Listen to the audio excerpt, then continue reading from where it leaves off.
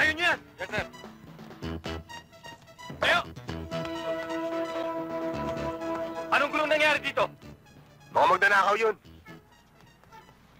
Magno, anong problema? Nagbasago ng salamin ng kotse yan eh.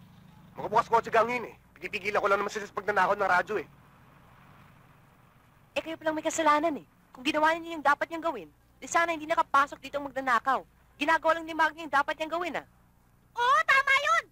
Kayong dapat sisihin. Kayong dapat magbayad ng mga nasira. That's your responsibility.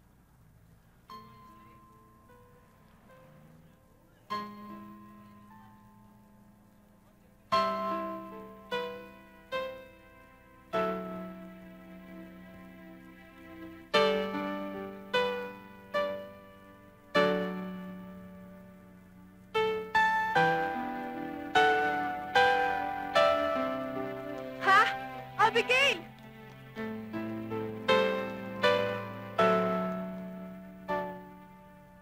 Patay! Nadali na naman! Matigas na raw ang ulo mo. At malapad na rin ang pakpak mo. May mga lipad ka na hindi ko nalalaman. At mayroon ka rin 10 na nakakalat na dapat sana'y para sa akin. Mukhang pangit yata ang nangyari ngayon. Lumalaki ang pangangailangan ko. Kulang na paparte ko sa'yo. Matatag ka na eh. Umaapaw ng perang umaago sa'yo. Bayaan mo naman ako lumaki. Pabayaan kita? Pagkatapos hahawakan mo ang leg ko?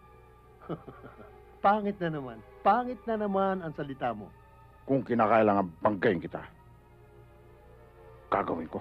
Papangit ng papangit ang sinasabi mo, taning ko. Pero hindi ko na mapapayagan pa ang sinasabi mo. Dahil may taning na ang buhay mo. Mang taning.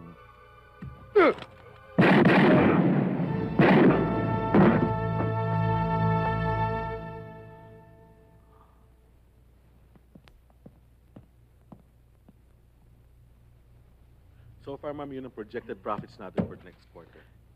Eto, ma'am, nakalagay dito ang trip. Ma'am, nato na po ako. Kung may kailangan kayo, nasa baba lang ako. Excuse me.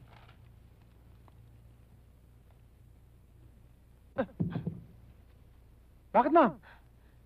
Hindi ba sinabi ko na sa'yo na ayoko may nakapasak sa tenga mo? Hindi ka ba marunong sumunod sa utos?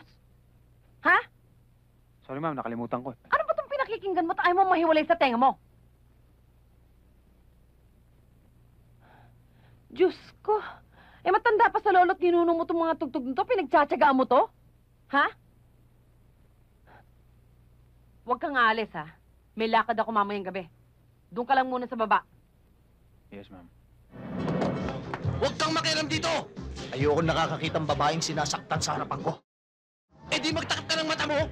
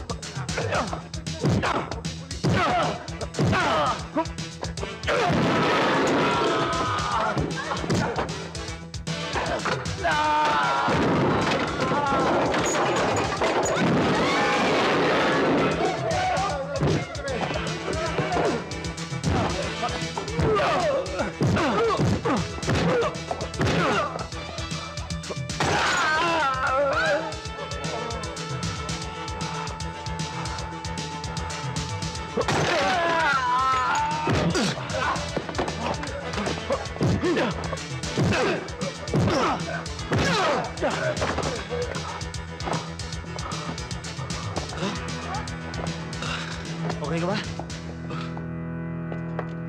Ano? Maraming salamat sa inyo, ha? Pati kayo nadamay. Nasaktan ba kayo? Hindi naman masyado, miss. Ako nga pala si Rowena. Siya si Nardo, ako si Boy. Ano ba nangyari dito? Ay, manager, hindi ho sila may kasalanan. Yan ho mga taong yan ang nag-upisa ng gulo. Manager, totoo sinabi ni Rowena. Ganun ba? May tumawag ba sa inyo ng pulis? Abay, napakarami ng pinaruwisyo mo yan dito sa atin. Mawag na ho si Edwin. Mabuti. O sige, ayusin na yung mga yan, ha? Dami palang nasira dito. Rowena, alis na kami. Sige, pasyal kayo ulit, ha? Oo. Bye!